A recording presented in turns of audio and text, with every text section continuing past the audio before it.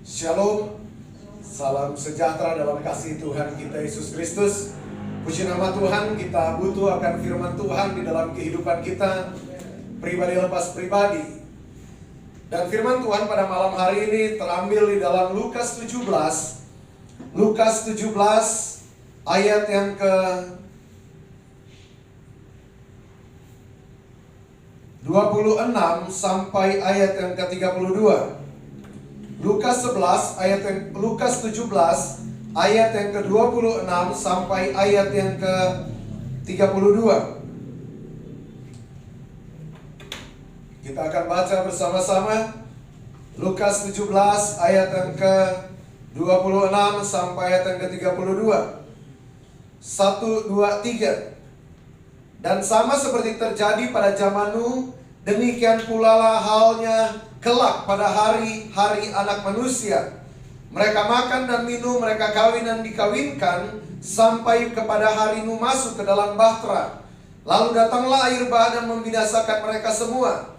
Ayat 28, demikian juga seperti yang terjadi di zaman Lot. Mereka makan dan minum, mereka membeli dan menjual, mereka menanam dan membangun. Tetapi pada hari Lot pergi keluar dari Sodom, turunlah hujan api dan hujan belerang dari langit dan membinasakan mereka semua. Demikianlah halnya kelak pada hari di mana anak manusia menyatakan dirinya. Barang siapa pada hari itu sedang di peranginan di atas rumah dan barang-barangnya ada di dalam rumah, janganlah ia turun untuk mengambilnya. Dan demikian juga orang yang sedang di ladang, janganlah ia kembali. Ayat 32. Ingatlah akan istri Lot. Puji nama Tuhan. Hari-hari ini kita ada di penghujung akan akhir zaman. Jadi sering saya katakan bahwa kita gereja Tuhan harus benar-benar peka untuk melihat akan tanda-tanda zaman yang sementara terjadi. Maka pada hari Tuhan digambarkan seperti zaman Nuh, juga seperti zaman Lot. Kalau kita sudah mempelajari pada waktu-waktu yang lalu tentang keadaan, tentang rahasia gereja Tuhan diukur dengan bahtera Nuh.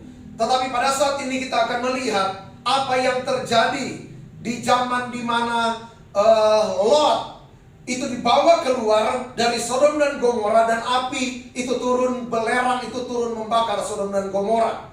Maka keadaan dunia digambarkan pada akhir zaman menjelang hari Tuhan, dikatakan bahwa sama seperti zaman Nuh, di mana hidup dalam kerusakan yang begitu luar biasa. Maka sama juga seperti zaman Lot. Manusia hidup di dalam situasi yang begitu sangat fasik, sampai Tuhan membawa akan Lot dan keluarganya, Lot dan anak-anaknya untuk keluar dari Sodom dan Gomora. Dan pada akhirnya belerang itu turun dan membakar akan Sodom dan Gomora. Jadi kita gereja Tuhan benar-benar bisa mempersiapkan diri dengan baik, supaya kita bukan menjadi bagian yang tertinggal, tetapi kita menjadi bagian akan terluput. Kita lihat di sini ayat yang ke-28. Demikian juga seperti yang terjadi di zaman Lot. Mereka makan dan minum, mereka membeli dan menjual, mereka menanam dan membangun. Tetapi pada hari Lot pergi keluar dari Sodom, turunlah hujan api dan hujan belerang dari langit dan membinasakan mereka semua. Jadi seolah-olah semua keadaan dalam keadaan baik di daerah Sodom dan Gomora. Itu tempatnya di lembah Yordan. Kalau kita tahu bahwa Lot adalah keponakan daripada Abraham. Jadi ketika Abraham keluar dari Haran, bukan hanya Abraham membawa istrinya, tetapi juga Lot keponakannya ini ikut bersama dengan Abraham. Sampai waktunya mereka ada di suatu daerah, dan Alkitab berkata mereka tambah hari tambah kaya, bahkan semakin kaya. Bukan hanya Abraham, tetapi juga Lot. Lot semakin bertambah kaya, maka daerah itu tidak lagi cukup untuk menampung akan orang-orang mereka, pekerja-pekerja mereka, gembala-gembala mereka. Pada akhirnya terjadi keributan antara gembala Lot dan para gembala atau para pekerja daripada Abraham. Tetapi Abraham berkata kepada Lot, kita ini kerabat, tidak perlu kita untuk terjadi pertengkaran. Maka engkau boleh memilih, kalau engkau ke kanan, aku akan ke kiri. Kalau engkau ke kiri, aku akan ke kanan. Dengan kata lain bahwa Abraham berkata, silakan engkau mau pilih daerah manapun, silakan. Maka di dalam Kejadian 13, di situ menceritakan bagaimana Lot melihat lembah Yordan, tempat yang begitu sangat subur. Alkitab berkata seperti taman Tuhan. Jadi Lot memandang lembah Yordan, daerah yang begitu sangat subur seperti taman Tuhan, dan itulah tanah Sodom dan Gomora. Maka di sini kita bisa melihat bagaimana dengan mata jasmani Lot bisa melihat lembah Yordan itu begitu indah. Tetapi berbeda dengan Abraham. Abraham berkata, kalau engkau ke kanan aku ke kiri, kalau engkau ke kiri aku akan ke kanan. Dengan kata lain bahwa Abraham adalah pribadi yang memiliki perjanjian dengan Tuhan, dan dia benar-benar percaya dengan otoritas Tuhan di dalam kehidupannya, bahwa kemanapun dia berjalan bersama dengan Tuhan, Tuhan pasti akan memelihara dia. Tetapi berbeda dengan Lot. Lot melihat lembah Yordan itu seperti taman Tuhan, betapa begitu indah akan lembah Yordan itu. Tetapi pada kenyataannya, di tempat itulah Alkitab berkata Lot mengalami penderitaan demi penderitaan, karena kehidupan daripada orang-orang di Sodom dan Gomora itu begitu sangat jahat. Tidak berhenti di situ, pada akhirnya Tuhan merancangkan untuk menghancurkan, meluluhlantakkan akan Sodom dan Gomora. Sama seperti keadaan dunia ini, tambah hari keadaan semakin tambah jahat. Penyimpangan demi penyimpangan terus terjadi. Bahkan kasih begitu banyak orang telah menjadi tawar. Kita lihat kekacauan demi kekacauan terjadi di mana-mana. Manusia lebih mementingkan diri sendiri daripada orang sekitar mereka. Tidak ada lagi kasih di dalam kehidupan begitu banyak orang. Tetapi pada akhirnya akan ada yang namanya hari pembalasan Tuhan. Seperti Sodom dan Gomora. Pada akhirnya ada api yang turun, belerang yang membakar Sodom dan Gomora. Tetapi sebelum Tuhan mengerjakan itu semua, Alkitab berkata dia ingat akan Abraham. Tuhan berkata, apakah dia akan menyimpan itu semua daripada Abraham? Maka Tuhan datang menceritakan kepada Abraham bahwa Tuhan akan menghancurkan akan Sodom dan Gomora. Maka kita adalah sahabat-sahabatnya Tuhan. Seperti Abraham, dikatakan Abraham adalah sahabat Allah.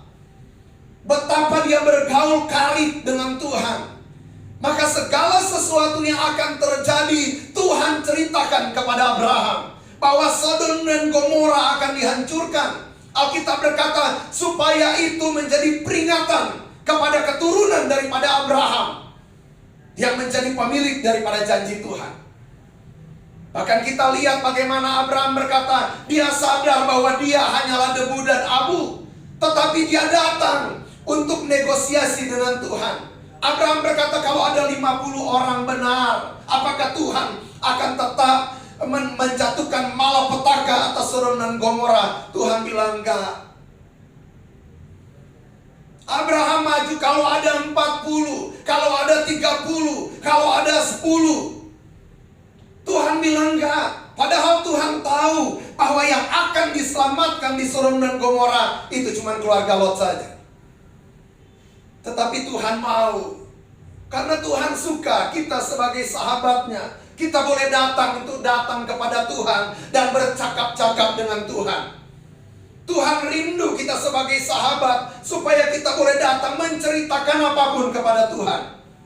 Kalau manusia, teman, sahabat, keluarga kita kadang-kala lelah kalau kita cerita sesuatu. Bukankah seperti itu, kita datang berjumpa dengan teman kita, kadang kita merasa sudah tahu nanya, gua sudah tahu cerita dari awal lagi. Tapi tidak dengan Tuhan kita. Tuhan kita Tuhan yang merindukan supaya setiap waktu kita boleh datang kepada Tuhan. Abraham adalah sahabat Allah. Sebelum Sodom dan Gomora dihancurkan, Tuhan datang cerita kepada Abraham. Demikianlah pada hari-hari ini. Segala sesuatu yang terjadi dan akan terjadi kemudian, Tuhan pasti akan ceritakan kepada setiap hamba-hamba Tuhan yang benar-benar bergaul karib dengan Dia.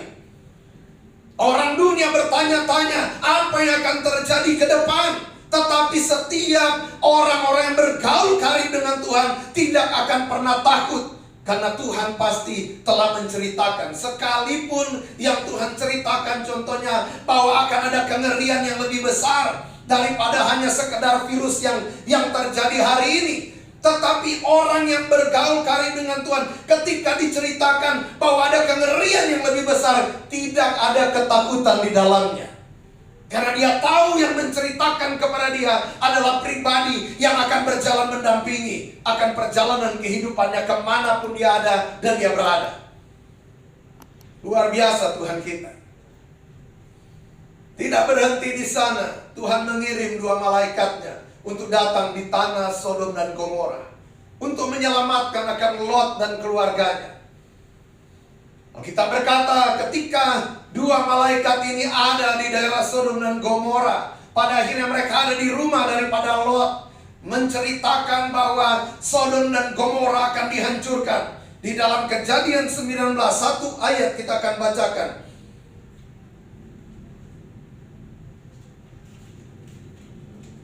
Kejadian 19 ayat yang ke-14. Jadi orang-orang di Sodom dan Gomora itu mengepung akan rumah daripada Lot. Mereka berusaha untuk memperkosalah kedua malaikat ini yang datang di rumah daripada Lot. Tetapi kuasa Tuhan itu menyertai kedua malaikat ini. Maka mereka dibutakan, Alkitab berkata, mata mereka untuk tidak dapat melihat, untuk tidak dapat bisa mengambil akan mereka dari rumah Lot. Dan Alkitab berkata di sini ayat yang ke-14, coba kita baca. Ayat 14, keluarlah Lot lalu berbicara dengan kedua bakal menantunya yang akan kawin dengan kedua anaknya perempuan, katanya, bangunlah, keluarlah dari tempat ini, sebab Tuhan akan memusnahkan kota ini. Tetapi ia dipandang oleh kedua bakal menantunya itu sebagai orang yang berolok-olok saja. Jadi bagaimana kita melihat ketika Lot mengetahui bahwa Tuhan akan menghancurkan Sodom dan Gomora, dan ketika malaikat berkata masih ada kerabat, dia datang kepada kedua mantunya menceritakan supaya mereka boleh menjadi bagian yang akan lari dan terluput ketika belerang itu turun atas Sodom dan Gomora. Tetapi apakah jawab mereka? Mereka menganggap, Alkitab berkata, tetapi ia dipandang oleh kedua bakal menantunya itu sebagai orang yang berolok-olok saja. Coba kita datang hari ini, ketika kita menyampaikan akan firman Allah, kita berbicara tentang kedatangan Tuhan, kita berbicara tentang akhir zaman, hal-hal yang akan terjadi menjelang kedatangan Tuhan. Orang berpikir bahwa ini hanya sekedar dongeng, ini hanya sekedar cerita-cerita biasa saja yang dari zaman ke zaman tetapi tidak tergenapi. Tetapi Alkitab berkata Tuhan tidak lalai menepati janjinya. Apa yang dia janjikan pasti dia akan menggenapinya. Jangan kita pernah menganggap remeh akan firman Tuhan. Orang yang sudah menganggap firman Tuhan sesuatu yang bukan lagi kebenaran, maka orang ini, kalau saya katakan, sementara berlari kepada kebinasaan. Tetapi kita harus menjadi pribadi yang memandang firman Allah adalah sebuah kebenaran, bukan hal yang sekedar olok-olok saja, bukan sekedar hal yang main-main saja. Mungkin selama ini kita mendengar bahwa begitu banyak orang yang hanya mengajar firman Allah dan isinya hanyalah dongeng-dongeng isapan jempol belaka. Tetapi kebenaran adalah sebuah kebenaran, bahwa pada akhirnya akan ada hari pembalasan Tuhan. Dan Tuhan mengutus 2 malaikatnya untuk datang di Sodom dan Gomora. Dan apa yang dikatakan oleh malaikat kepada keluarga Lot? Supaya mereka melarikan diri dari Sodom dan Gomora. Maka demikianlah kita, firman Allah diberitakan kepada kita supaya kita melarikan diri, kita keluar dari kehidupan yang penuh dengan penyimpangan. Kalau kita serupa dengan dunia, seperti orang-orang Sodom dan Gomora, kita mau lari keluar. Jangan kita hidup tetap untuk menjadi serupa dengan orang-orang yang menyimpang seperti Sodom dan Gomora. Bukankah penyimpangan terjadi di mana-mana? Dan banyak orang menganggap bahwa segala penyimpangan itu adalah hal yang biasa. Atas nama hak asasi manusia, pada akhirnya banyak orang yang kompromi dengan dosa. Tetapi saya mau katakan, Tuhan mengasihi siapapun pendosanya. Tetapi yang namanya dosa, Tuhan tidak pernah kompromi. Maka jangan kita bermain-main, upah dosa adalah maut. Maka Sodom dan Gomora, kejadian di zaman Lot, Alkitab berkata adalah peringatan. Coba kita baca di dalam 2 Petrus. 2 Petrus 2.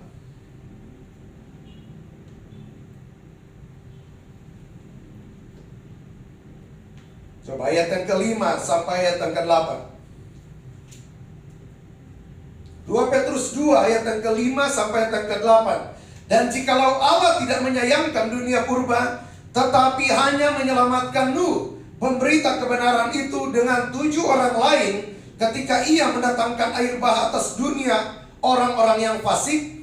Dan jikalau Allah perhatikan membinasakan kota Sodom dan Gomora dengan api, dan dengan demikian memusnahkannya dan menjadikannya suatu peringatan untuk mereka yang hidup fasik di masa-masa kemudian. Tetapi ia menyelamatkan Lot, orang yang benar, yang terus-menerus menderita oleh cara hidup orang-orang yang tak mengenal hukum dan yang hanya mengikuti hawa nafsu mereka saja. Sebab orang benar itu tinggal di tengah-tengah mereka dan setiap hari melihat dan mendengar perbuatan-perbuatan mereka yang jahat itu, sehingga jiwanya yang benar itu tersiksa. Jadi zaman Nuh dan zaman Lot adalah peringatan kepada siapa? Kepada saudara dan saya, kepada kita yang hidup di zaman akhir ini, supaya kita tidak hidup seperti orang-orang yang menyimpang di zaman daripada Nuh, supaya kita tidak hidup menyimpang seperti orang-orang yang hidup di zaman Lot. Bahkan Alkitab katakan di sini, tetapi ayat 7, tetapi ia menyelamatkan Lot, orang benar yang terus-menerus menderita oleh cara hidup orang-orang yang tidak mengenal hukum. Kalau kita merasa bahwa dosa yang ada di sekitar kita membuat kita tidak merasa apa-apa, kita merasa itu hal yang wajar, kita merasa itu hal yang biasa, jangan-jangan kita pun sudah menjadi bagian yang tidak ada lagi kebenaran dalam hidup kita. Bahkan Alkitab berkata di ayat yang ke-8, sebab orang benar ini tinggal di tengah-tengah mereka dan setiap hari melihat mendengar perbuatan mereka yang jahat itu, sehingga jiwanya yang benar itu tersiksa. Begitu banyak orang tanpa disadari, mereka berjalan dan menganggap bahwa segala dosa, segala penyimpangan yang terjadi di sekitar adalah hal yang biasa. Tetapi saya mau katakan satu hal, kalau kebenaran ada di dalam kehidupan kita, kita nggak akan pernah menjadi pribadi yang akan kompromi dengan dosa. Bahkan dosa yang orang lain perbuat pun, kita akan merasa risih, kita akan merasa terganggu. Tetapi kita punya kerinduan untuk menyelamatkan mereka. Tetapi tidak sedikit orang, bahkan berapa banyak hamba-hamba Tuhan yang menganggap dosa menjadi hal yang wajar, menjadi hal yang biasa. Dosa tidak perlu lagi dikoreksi. Jangan-jangan sudah ada di jalur yang sama. Memang ada resiko ketika kita menyampaikan kebenaran, dosa itu dikoreksi. Banyak orang akan bertobat, tetapi tidak sedikit akan menyerang kita secara pribadi. Tetapi kebenaran adalah sebuah kebenaran. Maka Tuhan mau di dalam kehidupan kita, pribadi lepas pribadi, supaya kita belajar dari apa yang terjadi di Sodom dan Gomora. Bahkan di dalam Lukas, kita kembali di dalam Lukas 17, Alkitab berkata di ayat yang ke 30, ayat yang ke 31, Barang siapa pada hari itu sedang di peranginan di atas rumah dan barang-barangnya ada di dalam rumah, janganlah ia turun untuk mengambilnya. Dan demikian juga orang yang sedang di ladang, janganlah ia kembali. Ingatlah akan istri Lot. Jadi ada satu peringatan supaya kita bisa melihat apa yang terjadi dengan istri Lot. Ketika Tuhan mengutus 2 malaikatnya, menyuruh supaya keluarga daripada Lot itu melarikan diri dari Sodom dan Gomora. Tetapi istri Lot itu, Alkitab berkata, ingat akan istri Lot. Tetapi istri Lot itu menoleh ke belakang. Pada akhirnya dia menjadi tiang garam. Banyak orang hari ini yang Tuhan sudah bilang, lari, melarikan diri. Waktu Tuhan sudah sangat singkat. Lari, tinggalkan setiap dosa, tinggalkan setiap tilam, tinggalkan setiap pemberontakan. Dalam pelarian mereka, pada akhirnya mereka menoleh ke belakang dan kembali. Ada salah satu nabi yang boleh dikatakan nabi yang kaya, namanya adalah Elisa. Karena ketika dia berjumpa dengan Elia, dia sementara membajak dengan 12 lembunya. Dan dia naik di lembu yang ke-12. Ketika dia berjumpa dengan Elia, Elia melempar jubahnya dan pada akhirnya dia ikut kepada Elia. Tetapi apa yang dia lakukan? Semua lembunya disembelih, bahkan yang menjadi alat masak adalah alat bajaknya. Ada satu pesan di situ bahwa tidak ada lagi jalan untuk dia kembali. Tidak ada jalan pulang lagi untuk dia kembali ke kehidupan lamanya. Tetapi tidak sedikit orang yang masih memandang terus ke belakang. Bahkan banyak orang yang coba untuk kembali ke masa lalu mereka, kembali ke kehidupan lama mereka. Manusia melihat rupa, Tuhan menyelidiki hati. Kita yang sudah berkomitmen untuk melayani Tuhan, bergantung penuh sama Tuhan. Kita tidak berurusan dengan orang biasa. Kita tidak berurusan dengan hanya sekedar seorang pengusaha kaya. Kita berurusan dengan raja di atas segala raja. Nggak usah takut dengan penghidupan. Tuhan yang akan pelihara segala sesuatu. Amin. Istri Lot adalah contoh. Bahkan Alkitab berkata, di sini kita lihat ayat 30, ayat yang ke 31, barang siapa hari itu sedang di peranginan di atas rumah dan barang-barangnya ada di dalam rumah, janganlah ia turun untuk mengambilnya. Jadi orang yang ada di atas rumah atau di soto rumah atau dia di ruangan Maha Kudusnya Tuhan, jangan lagi kembali ke halaman. Nggak usah ingat-ingat hal-hal yang lama. Orang yang sudah di peranginan, sudah di atap, di soto rumah, di ruangan Maha Kudus, jangan lagi kembali.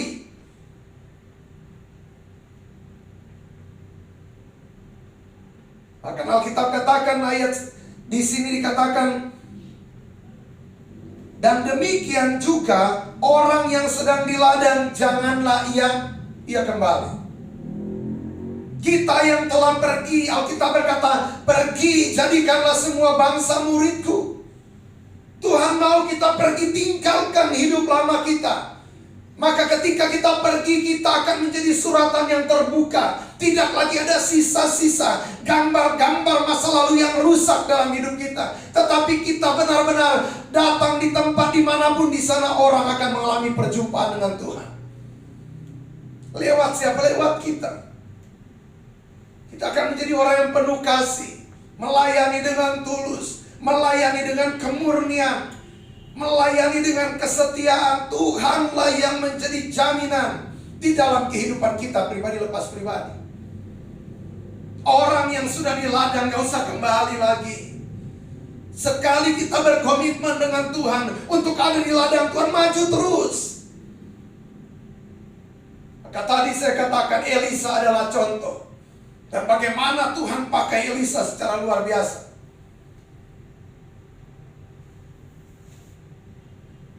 Bukan engkau yang memilih aku yang memilih engkau.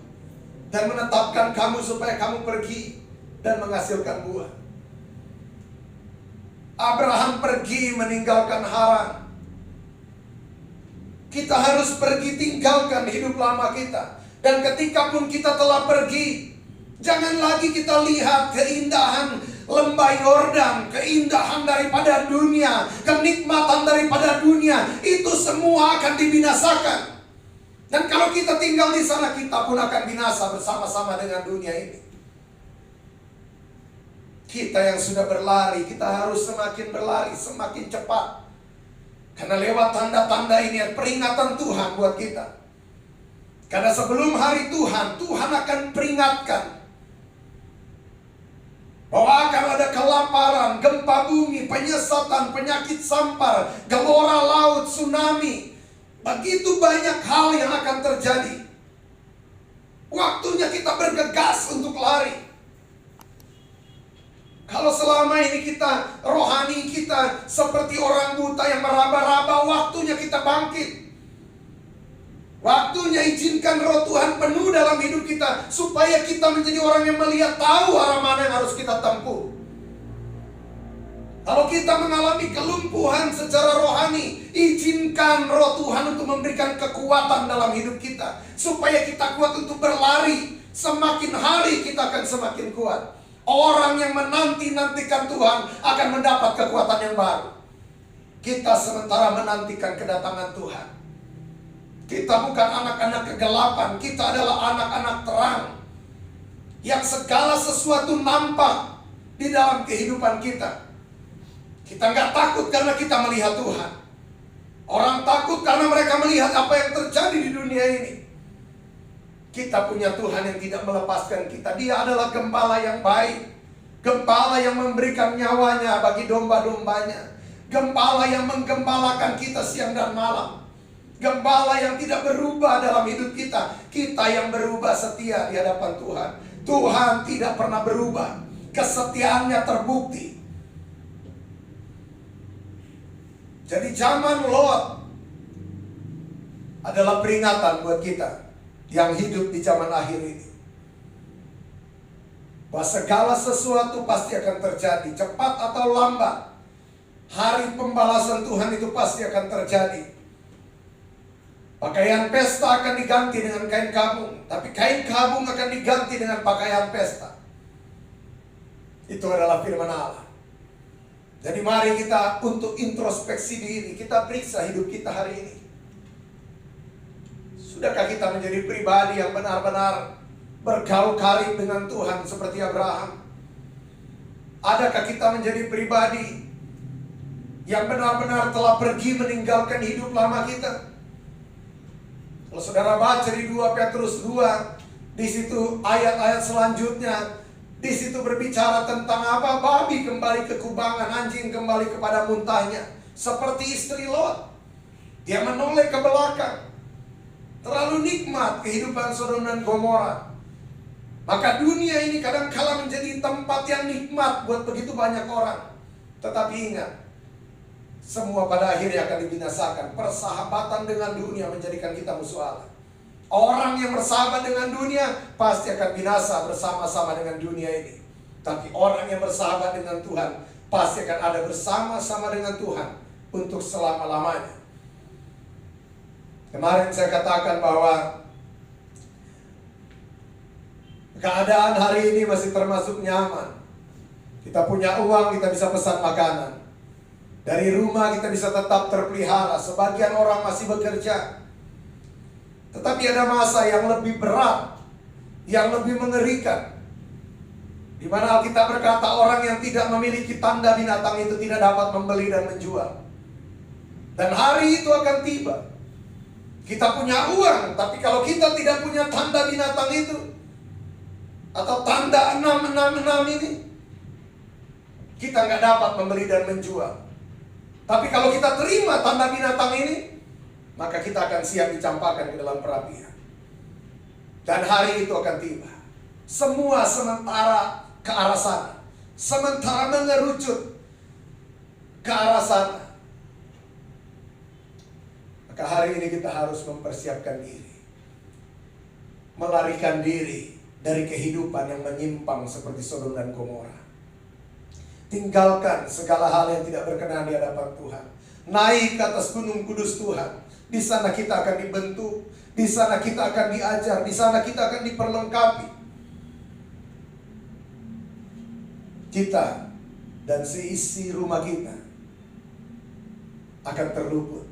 Tuhan yang akan pelihara kita. Tuhan yang menyertai kita adalah Tuhan yang setia. Kita menabur yang baik, kita pasti akan menuai yang baik dalam Tuhan. Tuhan Yesus memberkati kita semua. Biarlah kita hidup di dalam pertobatan.